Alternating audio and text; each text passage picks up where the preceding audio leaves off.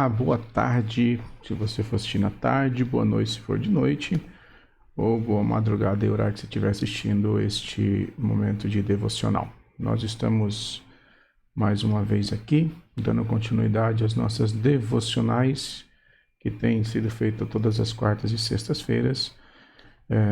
Temos soltado aí por volta das 7 horas da noite. Que Deus abençoe muito a sua vida, e hoje nós queremos falar em Mateus capítulo 17, do versículo de 14 a 21. É interessante porque este texto de Mateus, ele nos apresenta uma cena que é muito marcante. Ali tem um pai muito aflito, que busca Jesus Cristo para poder libertar o seu filho, que estava sendo atormentado por um espírito maligno. Essa passagem, ela é interessante porque é um chamado a uma reflexão profunda sobre a natureza da nossa fé. Observe que quando ele vai atrás de Jesus Cristo, nós encontramos ali uma compreensão da suficiência de Jesus Cristo e a importância de depender totalmente de Deus.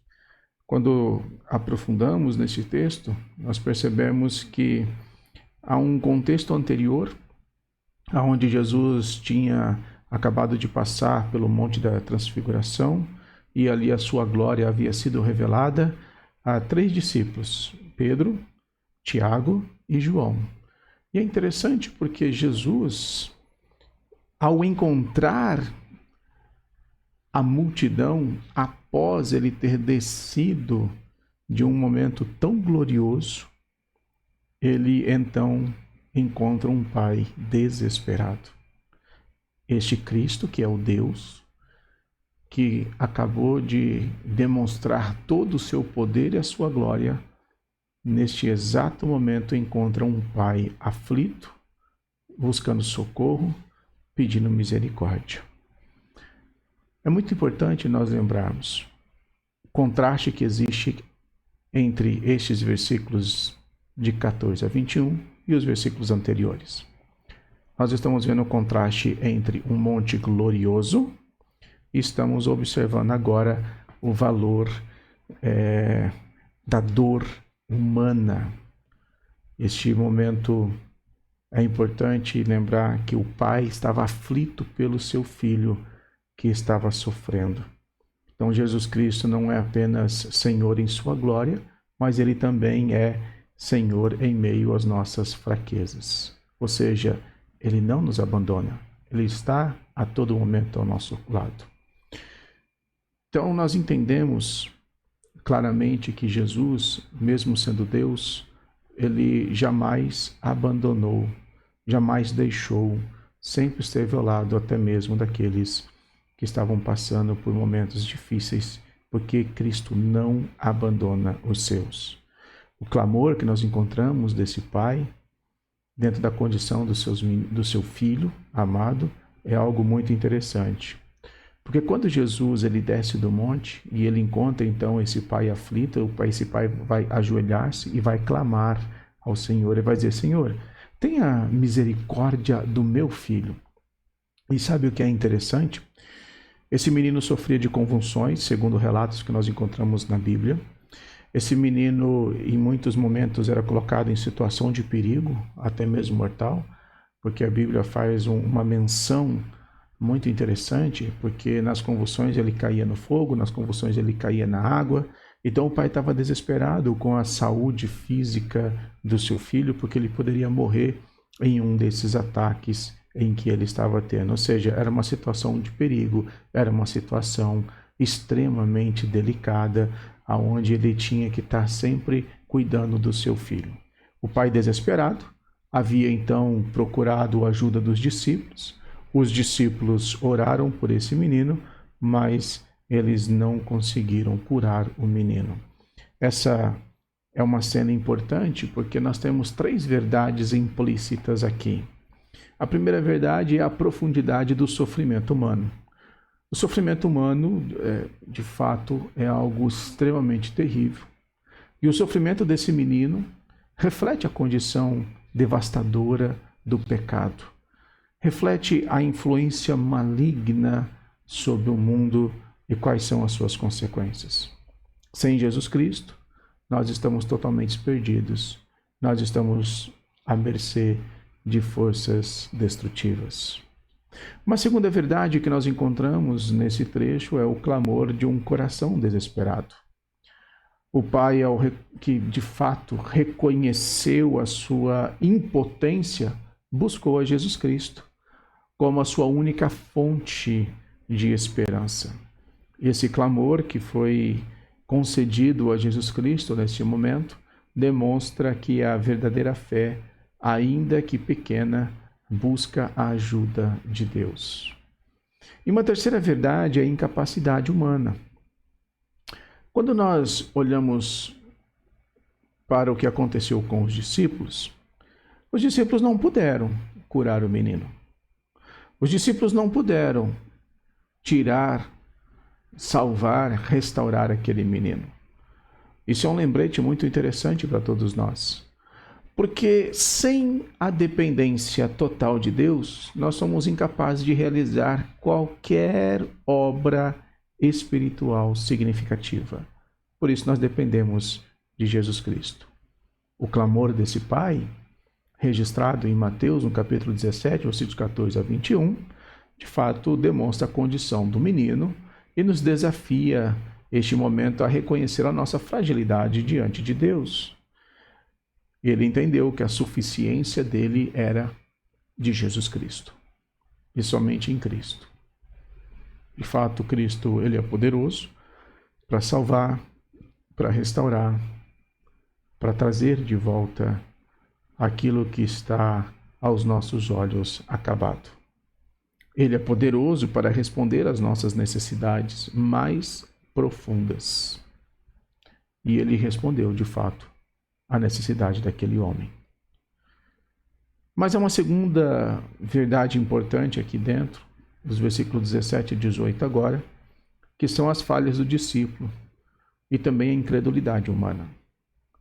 Ao ouvir sobre a falha dos discípulos, Jesus ele faz uma exclamação.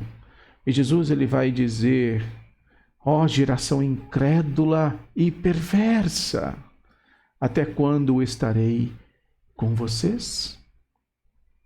Essa repreensão revela a tristeza de Jesus Cristo diante de uma incredulidade, não apenas dos discípulos, mas também de toda a geração. Os discípulos haviam recebido autoridade para expulsar demônios.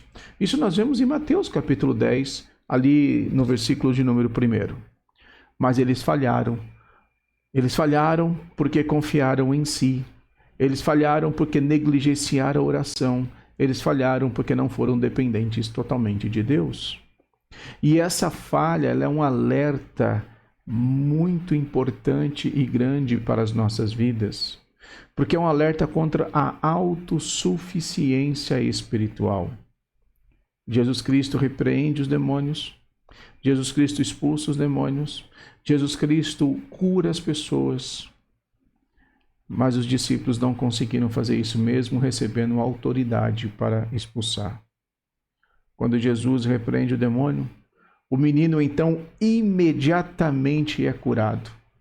E esse é um milagre muito interessante que acontece, porque a autoridade absoluta de Jesus Cristo sobre o mal é apontada aqui. Ele é soberano e poderoso para libertar, para restaurar a vida de todos. A graça de Jesus também é representada em meio à nossa fraqueza. Mesmo quando nós falhamos, Ele intervém, porque Ele tem compaixão por cada um de nós, Ele tem poder e o próprio Cristo intervém. E isso então revela nos versículos 19 a 21 uma fé que move montanhas. Ora, nós não estamos aqui dizendo que vamos mover montanhas com a fé, mas em particular os discípulos, eles perguntam a Jesus por que eles não puderam expulsar aquele demônio. E então a resposta que Jesus Cristo concede é extraordinária, porque ele diz: por causa da pequenez da fé que vocês têm. Ele está aí explicando que uma fé, mesmo que seja de um tamanho de um grão de mostarda, será suficiente para realizar o que é impossível. Porque não depende da força humana, mas sim do poder de Deus.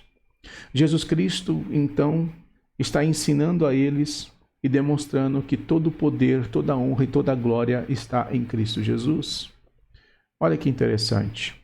Jesus também acrescenta, porque ele vai dizer que essa espécie ela não pode ser expulsa por meio de oração,